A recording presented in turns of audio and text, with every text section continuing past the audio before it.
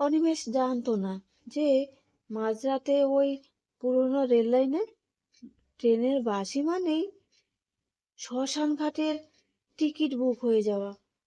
Hello, শুনতে পাচ্ছ তোমার সেই চেনা কণ্ঠ? আমি অসীমা, আর তুমি শুনছো স্বপ্ন.সত্যি। তুমি কেমন আছো?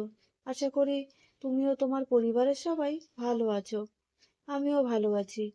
তুমিও তোমার পরিবারের সবাইকে স্বাগত জানিয়ে শুরু করলাম ৭১ নম্বর এপিসোডে আজকের গল্প, কালনা লাইনের অভিশপ্ত যাত্রী। হ্যাঁ, ঠিকই শুনেছ, আজকের গল্প কালনা লাইনের অভিশপ্ত যাত্রী। অনিমেষের বয়স ২৭ বছর, পেশায় একজন আইটি কর্মী। প্রতিদিন রাত ১১টার লোকাল ট্রেন ধরে সে বাড়ি ফেরে। অফিস থেকে ফিরতেই রোজই বেশ রাত হয়। সেদিন ঝিরঝির বৃষ্টি হচ্ছিল। স্টেশন থেকে বাড়ির রাস্তাটা মাত্র ১৫ মিনিটের, কিন্তু মাঝখানে পড়ে সেই পুরনো পরিত্যক্ত মিটার গেজ লাইন।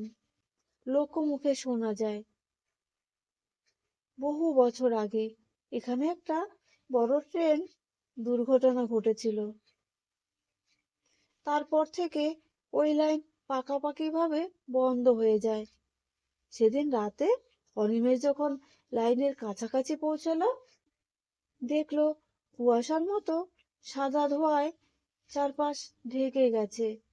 হঠাৎ সে শুনতে পেল এক অদ্ভুত ট্রেনের হুইসেলের শব্দ, অথচ ওই লাইনে কোনো ট্রেন চলার কথা নয়।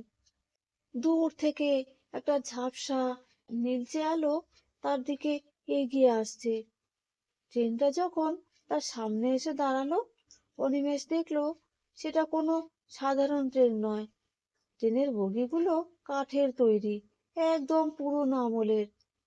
ভেতর থেকে এক রহস্যময় নীলচে আলো বের হচ্ছে। অনিমেষ সন্মোহিতের মতো একটা বগিতে উঠে পড়ল। ভেতরে বসা যাত্রীদের দিকে তাকিয়ে তার রক্ত হিম হয়ে গেল। সবার পরনে ধবধবে সাদা পোশাক, কিন্তু কারো মুখ নেই। মসৃণ চামড়ার ওপর কোনো চোখ, নাক বা মুখ নেই। ঠিক তখনই ট্রেনের ভেতর এক গম্ভীর কণ্ঠস্বর বেজে উঠল, পরের স্টপেজ শ্মশান ঘাট। শেষ যাত্রার যাত্রী তৈরি তো? অনিমেষ যখন নামার জন্য দরজার দিকে ছুটল, দেখলো দরজা উধাও। পরদিন সকালে গ্রামের মানুষ অনিমেষকে সেই লাইনের ধারে অজ্ঞান অবস্থায় খুঁজে পায়।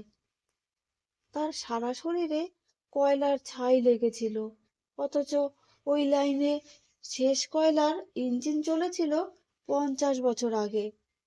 তো এই ছিল আজকের গল্প। গল্পটা যদি তোমার ভালো লেগে থাকে তাহলে একটা লাইক দিও, শেয়ার করো। ভালো লাগলে কমেন্টে জানিও। তোমার একটা কমেন্টই আমাকে পরের গল্পটা বলতে সাহস দেয়। স্বপ্ন.সত্যি চ্যানেলটাকে সাবস্ক্রাইব করতে ভুলো না।